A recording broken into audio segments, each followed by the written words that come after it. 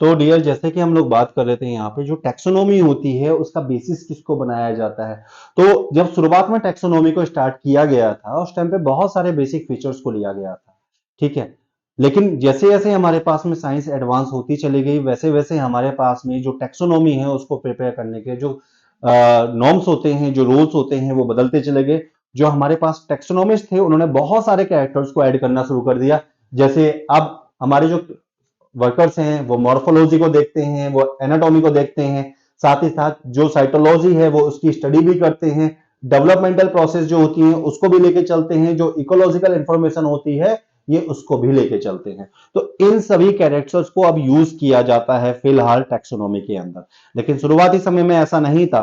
तो अगर हम टैक्सोनॉमी को डिफाइन करें कि यहाँ पे टैक्सोनॉमी किस तरह से होती है, तो टैक्सोनॉमी को आप ऐसे डिफाइन कर सकते हैं कि study of classification of organism on the basis of similarities and dissimilarities present among them, कि जीवों में उपस्थित समानताओं और समानताओं के आधार पर क्लासिफिकेशन की स्टडी टैक्सोनॉमी कहलाती है। ठीक है, ये बहुत सिंपल सी डेफिनेशन होती है हमारे पास टैक्सोनॉमी की। अब जो टैक्सोनॉमी है हमारे पास में, जैसे कि मैंने आपको बताया कि टैक्सोनॉमी टाइम के साथ बदली है। अब आता है फिर हमारे पास एक टर्म सिस्टमैटिक। अब ये जो सिस्टमैटिक टर्म है ये बड़ी अपने आप में अलग हो जाती है, बहुत यूनिक हो जाती है, बहुत इंपॉर्टेंट हो जाती है। तो सिस्टमैटिक्स की अगर हम लोग बात करें डियर, तो ये जो सिस्टमैटिक्स है ये हिंदी में तो नाम वही होगा जो टैक्सोनॉमी का होता है, जिसको हम वर्गीकी कहते हैं, बट दोनों में काफी डिफरेंस होता है। डिफरेंस किस बिहाफ पे होता है, देखिए। जो सिस्टमैटिक है, सबसे पहले तो हम बात कर लेते हैं इसको कि सिस्टमैटिक नाम दिया किसने था। तो सिस्टमैटिक नाम दिया था कैरलस लीनियस ने, और आपको अभी मैंने बताया है जो कैरलस लीनियस है वो क्या है, father of taxonomy. Carlos Linnaeus he father of taxonomy है, इनको हम फादर ऑफ सिस्टमैटिक्स भी कहते हैं। तो लीनियस क्या है, साथ ही साथ फादर ऑफ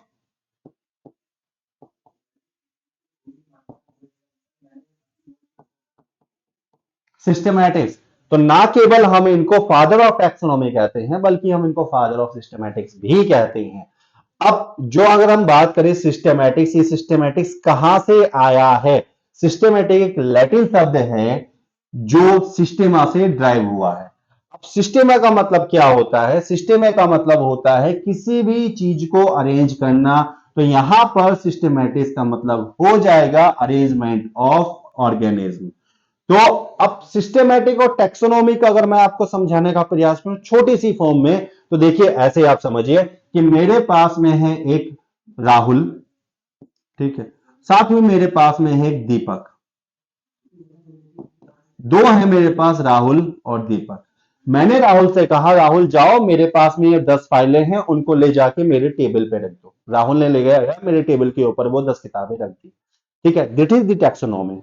मैंने दीपक से कहा दीपक ये किताबें लो, फाइल लो, मेरी टेबल पे जाके रखो। अब दीपक ने भी जाके मेरे टेबल पे वो फाइलें रख दी, लेकिन दीपक ने एक काम कर दिया। दीपक ने क्या किया, इन फाइलों को असेंडिंग या फिर डिसेंडिंग ऑर्डर में अरेंज करके रख दिया। देखिए अगर हम बात करें तो यहाँ पे फाइलें दोनों ने रखी हैं, तो टैक्सोनॉमी सिस्टमैटिक क्लासिफिकेशन दोनों में होता है। लेकिन जो राहुल ने काम किया है उसने जस्ट क्लासिफिकेशन किया, उसने जस्ट हमारी फाइल पुट कर दी, तो वो हो गया टैक्सोनॉमी। लेकिन दीपक ने उसको प्रॉपर अरेंज किया है। तो यही चीज का डिफरेंस होता है टैक्सोनॉमी एंड सिस्टमैटिक्स के अंदर। अब कुछ ऑथर हैं जो सिस्टमैटिक्स और टैक्सोनॉमी को एक साथ समझते हैं, लेकिन एक जैसा नहीं है। डिफरेंस होगा, कैसे डिफरेंस होगा उसको मैं बताऊंगा। तो शॉर्ट फॉर्म में आप समझ सकते हैं कि systematic arrangement of organism is called systematics. Organism का सिस्टमैटिक अरेंजमेंट आपका सिस्टमैटिक्स कहलाता है। अब ये जो हमारे पास में सिस्टमैटिक्स है, ठीक है, इस चीज को हमारे पास में लीनियस ने सबसे पहली बार एक किताब के अंदर यूज किया था, जिसका नाम था सिस्टेमा नेचुरी। ठीक है, अब सिस्टेमा नेचुरी के अंदर इन्होंने इस किताब के अंदर अपना ये टाइटल यूज किया था। अब बेसिकली यहां पर जो सिस्टमैटिक्स है वो क्या होता है, ये कैसे टैक्सोनॉमी से डिफरेंट होता है। तो देखिए सिस्टमैटिक्स के अंदर एक चीज को ऐड कर दिया जाता है टैक्सोनॉमी के भीतर, वो होता है फाइलोजेनी। फाइलोजेनी का मतलब होता है आपका एफिनिटी अमंग दी ऑर्गेनिज्म।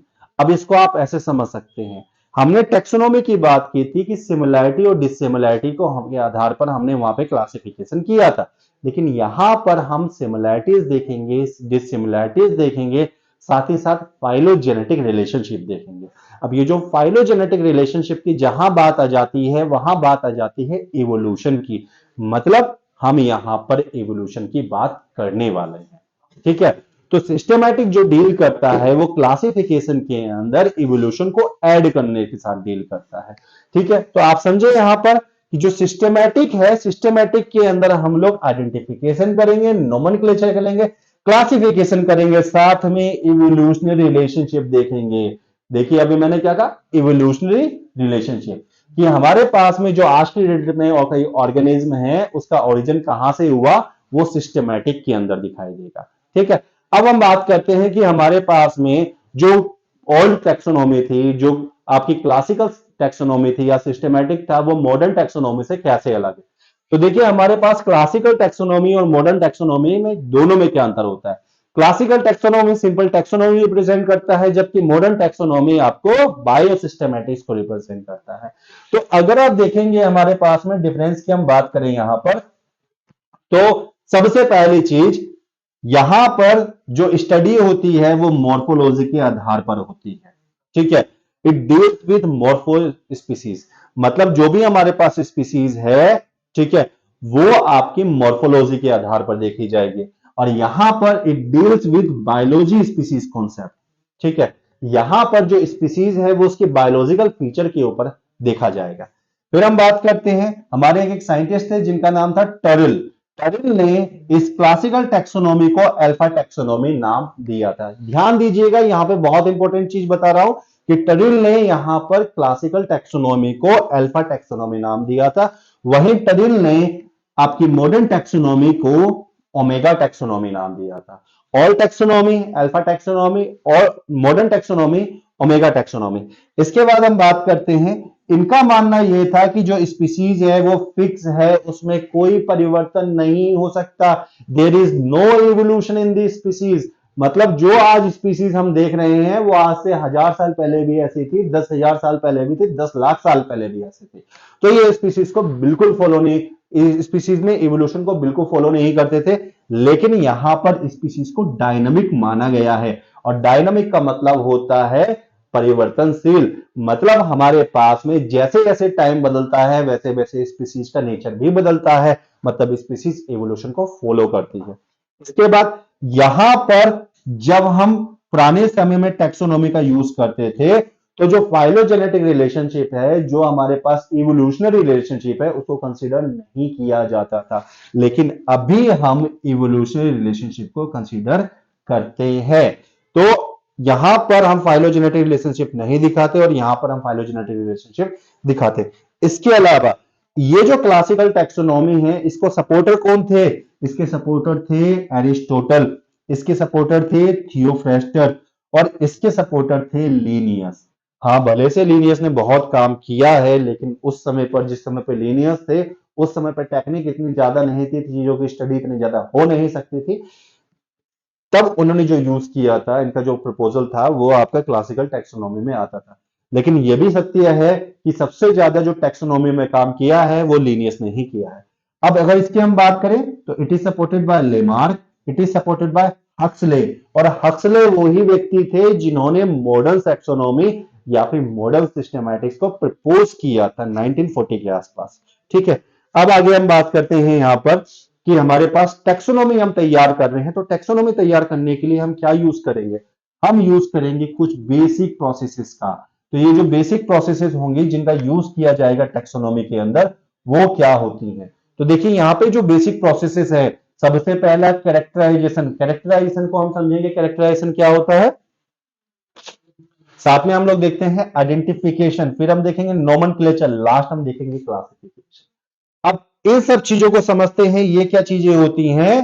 तो देखिए यहां पर अगर आप देखेंगे तो सबसे पहले हम बात करते हैं कैरेक्टराइजेशन।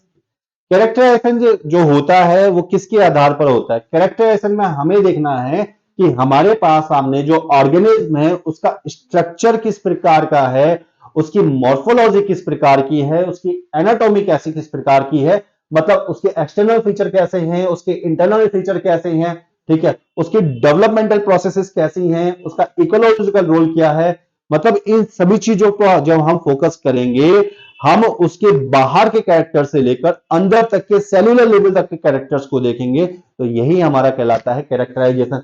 जैसे आप यहां देखेंगे कि मेरे पास में ये प्लांट है, अब इस प्लांट का मैं कैरेक्टराइजेशन करने वाला हूं, तो जब मैं इस प्लांट का कैरेक्टराइजेशन करता हूं तो इस प्लांट के अंदर सबसे पहले तो मैं देखूंगा ये किस सराउंडिंग एनवायरनमेंट के अंदर है, ठीक है। फिर इसके एक्सटर्नल फीचर क्या है, इसके एक्सटर्नल फीचर देखने के बाद में फिर मैं इसके इंटरनल फीचर्स को देखूंगा कि मैंने एक ऑर्गन उठाया, उसको स्टडी किया इंटरनल लेवल पर, तो मैं टिश्यूज को देखता हूं। टिश्यूज के बाद में देखूंगा उसके सेलुलर लेवल पर कि वो सेलुलर लेवल पर कैसा दिखता है और सेल के अंदर क्या क्या हमारे पास में कंपोनेंट्स पाए जाते हैं। तो ये जो सारी स्टडी है, this is called the characterisation. अब कैरेक्टराइजेशन के बाद में हमारा जो नेक्स्ट आता है डियर, वो होता है आपका आइडेंटिफिकेशन। अब आइडेंटिफिकेशन में क्या होगा, आइडेंटिफिकेशन में हम लोग करेक्ट डिस्क्रिप्शन करते हैं ऑर्गेनिज्म का और पहचानते हैं ताकि हम उसको कोई सही नाम दे सके। हम उसके लिए लीफ का यूज कर सकते हैं, जैसे 1 2 3 4 5 6, ये 6 अलग अलग टाइप की लीफ है, 6 अलग अलग प्लांट्स की है।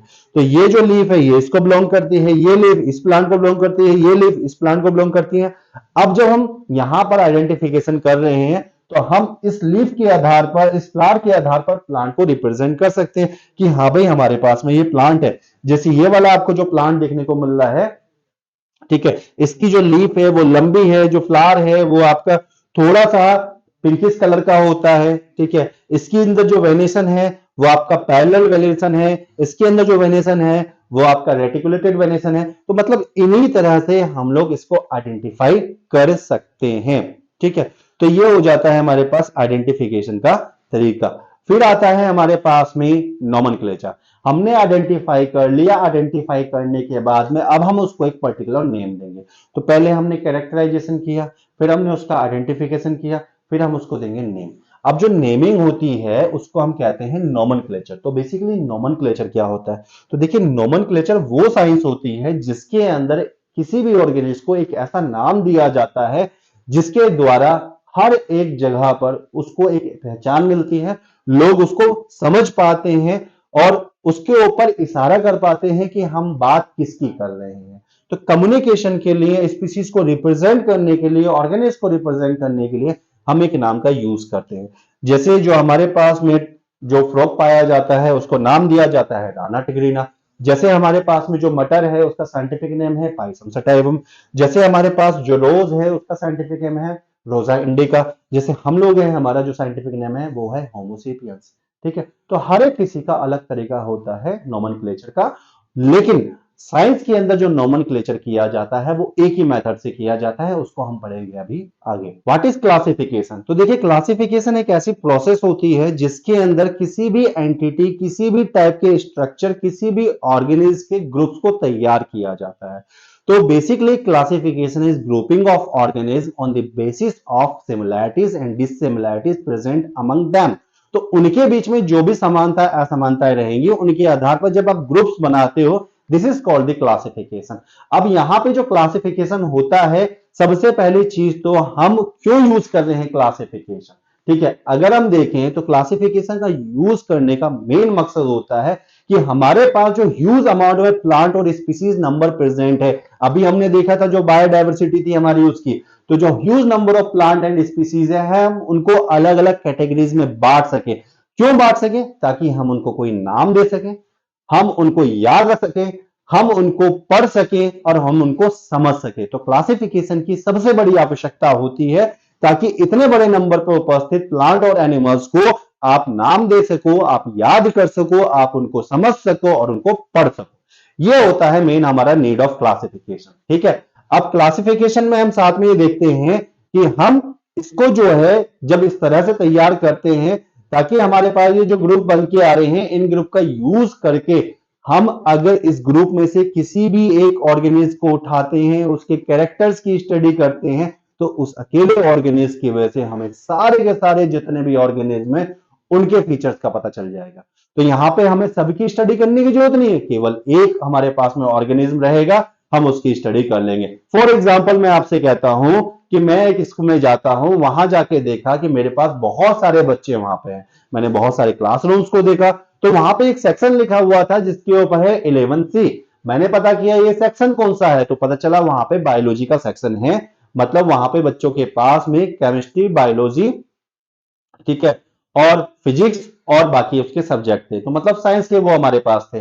अब अगर मुझे उस क्लास में पढ़ने वाले सब बच्चों का पता करना है कि वो क्या पास करके आए हैं, वो अभी क्या पढ़ रहे हैं, उनके किस सब्जेक्ट में क्या क्या टॉपिक चल रहा है, तो मुझे सभी बच्चों को अलग अलग बुलाने की जरूरत नहीं है।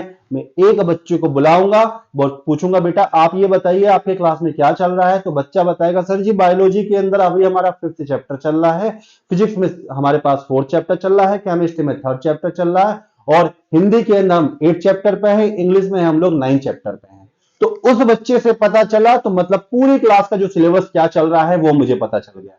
तो उसी प्रकार से अगर हम किसी भी ग्रुप में प्रेजेंट एक ऑर्गेनिज्म के कैरेक्टर की स्टडी कर लेंगे तो हमें पूरे के पूरे एंटायर ग्रुप का पता चल जाएगा। ठीक है, इसीलिए तो हम लोग करते हैं क्लासिफिकेशन। ठीक है, अब अगर मैं आपसे कहूं कि यहां पर किस तरह से हम पूरी की पूरी टैक्सोनॉमी को तैयार कर रहे हैं, तो देखिए टैक्सोनॉमी को तैयार करने का बहुत एक आसान सा तरीका बताता हूं आपको, निंजा टेक्निक जिसको हम कहते हैं ना, निंजा टेक्निक मैं आपको समझाता हूं। हमारे पास में मान लेते हैं कि एक बच्चा है हमारे पास में, ठीक है, जैसे मान लीजिए कि मेरे पास में ये एक बालक है जिसका नाम है अनुज। ये अनुज ये अनुज जो है जंगल में घूम रहा था, अच्छा खासा भटक रहा था। अब अनुज जो है जंगल में जाते जाते उसको थकान लगी, वो एक पेड़ के नीचे सो गया। अब वो रास्ता भटक गया। अब जिस पेड़ के नीचे सोया था उसको भूख लगी। अब उसको भूख लगी, जैसे ही ये इस पेड़ के नीचे सोया, ये अनुज है इस पेड़ के नीचे सो गया। अब अनुज यहां पे हमारे पास सो रहा है इस पेड़ के नीचे, ठीक है। अब इसको भूख लगी, उसने देखा है इस पेड़ के ऊपर फल लगा हुआ है, तो इसने इस फल को खाया।